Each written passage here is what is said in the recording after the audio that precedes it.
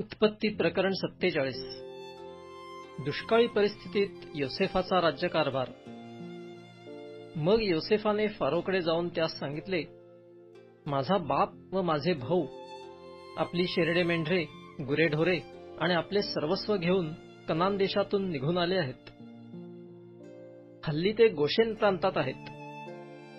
त्याने आपल्या भावांपैकी 5 जणांस फारो पुढे नेऊन उभे केले. फारोने योसेफाच्या भावास विचारिले, तुमचा धंदा काय? ते फारोला म्हणाले, आपल्या दासांचा व त्यांच्या वाडवडिलांचा धंदा मेंढरे पाळण्याचा आहे. ते फारोस आणखी म्हणाले, आम्ही या देशात काही दिवस राहावयास आलो आहोत.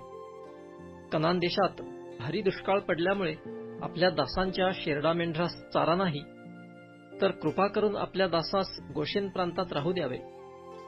फारो योसेफास म्हणाला, तुझा बाप व तुझे भाऊ तुझ्याकडे आले आहेत. मिसर देश तुझ्यापुढे खुला आहे. ह्या देशातल्या उत्तम भागी आपल्या बापास व भावास वस्ती करू दे. त्यास गोशेन प्रांतात राहू दे. त्यांच्यापैकी जी कोणी हुशार माणसे तुला ठाऊक असतील त्यास माझ्या गुराख्यांचे नायक कर. योसेफाने आपला बाप याकोब यास आणून फारो पुढे हजर केले. तेव्हा याकोबाने फारोस आशीर्वाद दिला. फारोने याकोबास विचारिले, तुझे वय किती वर्षांचे आहे? याकोब फारोस म्हणाला, माझी जीवित यात्रा 130 वर्षांची झाली आहे.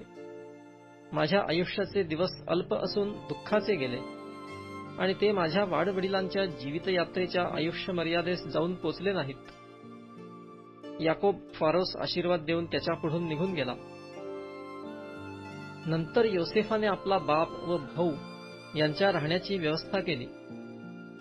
त्याने फारोच्या आज्ञेनुसार मिसर देशाच्या उत्तम भागी म्हणजे रामसेस प्रांतात त्यास वतन करून दिले. योसेफाने आपला बाप, आपले भाऊ आणि आपल्या बापाच्या घरची माणसे यास त्यांच्या मुलाबाळांच्या संख्येप्रमाणे अन्नसामग्री पुरवून त्यांचे संगोपन केले. त्या समयी सर्व देशात अन्न राहिले नाही, कारण दुष्काळ एवढा भारी झाला की त्यामुळे मिसर देश व कनान देश हैराण झाले. मिसर देशातील व कनान देशातील लोकांनी विकत घेतलेल्या धान्याच्या मोबदल्यात जेवढा पैसा मिळाला तेवढा पैसा योसेफाने जमा केला व तो फारोच्या घरी पोचता केला. मिसर देशात व कनान देशात काही पैसा उरला नाही, तेव्हा सर्व मिसरी लोक योसेफाकडे येऊन म्हणाले, आम्हास अन्न द्या. आपल्या देखत आम्ही का उपाशी मरावे? आमचा पैसा सर्व संपला. योसेफ म्हणाला, तुमचा पैसा संपला तर तुमची गुरे द्या, म्हणजे त्यांच्या मोबदल्यात तुम्हास अन्न देईन. तेव्हा त्यांनी आपली गुरे योसेफाकडे आणली. त्यांचे घोडे, शेरडे मेंढरे, गुरेढोरे व गाढवे घेऊन त्यांच्या मोबदल्यात त्यास तो अन्न पुरवू लागला. त्यांची सगळी गुरे घेऊन त्याने त्यास अन्न देऊन त्यांचे पोषण केले. ते वर्ष संपले तेव्हा पुढील वर्षी ते त्याचकडे येऊन म्हणाले, आमचा सर्व पैसा संपला. हे आम्ही स्वामींपासून लपवित नाही. आमच्या गुराढोरांचे कळप स्वामींचे झाले आहेत. आता स्वामींसमोर सादर करण्यास आमची शरीरे व आमच्या जमिनी याखेरीज आमच्यापाशी काही एक राहिले नाही. आपल्या देखत आम्ही का मरावे आणि आमचा व आमच्या जमिनींचा नाश का व्हावा? आम्हाला व आमच्या जमिनी विकत घेऊन आम्हाला अन्न द्या. आम्ही व आमच्या जमिनी याचवर फारोची मालकी होवो. आम्हास बियाणे द्या, म्हणजे आम्ही जगू, मरावयाचे नाही आणि आमच्या जमिनी उजाड पडावयाच्या नाहीत. याकोबाचे व्यवस्थापत्र. या प्रकारे योसेफाने मिसरातील सारी जमीन फारोच्या नावे विकत घेतली. दुष्काळ कडक पडल्यामुळे प्रत्येक मिसर्याने आपली शेते विकिली.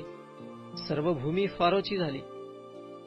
त्याने देशाच्या ह्या टोकापासून त्या टोकापर्यंतच्या सर्व लोकांस दास केले. मात्र याजकांची जमीन त्याने घेतली नाही, कारण याजकास फारोकडून नेमणूक होती आणि फारोने त्यांना दिलेल्या नेमणुकीत ते निर्वाह करीत, म्हणून त्यांनी आपली जमीन विकली नाही. मग योसेफ लोकांस म्हणाला, आज मी तुमच्या जमिनींसह तुम्हास फारोच्या नावे विकत घेतले आहे. हे बियाणे घ्या व जमिनी पेरा. तुम्ही हंगामाच्या वेळी उत्पन्नाचा 5वा हिस्सा फारोस द्यावा. बाकीचे 4 हिस्से तुमच्या मालकीचे होतील. ते शेताच्या बियाण्यासाठी आणि तुम्हास, तुमच्या घरच्यास आणि तुमच्या मुलाबाळास खाण्यासाठी ठेवा. ते म्हणाले, आपण आमचे प्राण वाचविले. स्वामींची आम्हावर कृपादृष्टी राहो. आम्ही फारोचे दास होऊन राहू. फारोस उत्पन्नाचा 5वा हिस्सा द्यावा, हा कायदा योसेफाने मिसर देशाच्या जमिनीस लावून दिला, तो आजवर चालत आहे. मात्र याजकांच्या जमिनी फारोच्या झाल्या नाहीत. इस्रायल लोक मिसर देशातल्या गोशेन प्रांतात वस्ती करून राहिले. तेथे त्यांनी वतने केली. ते फलद्रूप होऊन बहुगुणित झाले.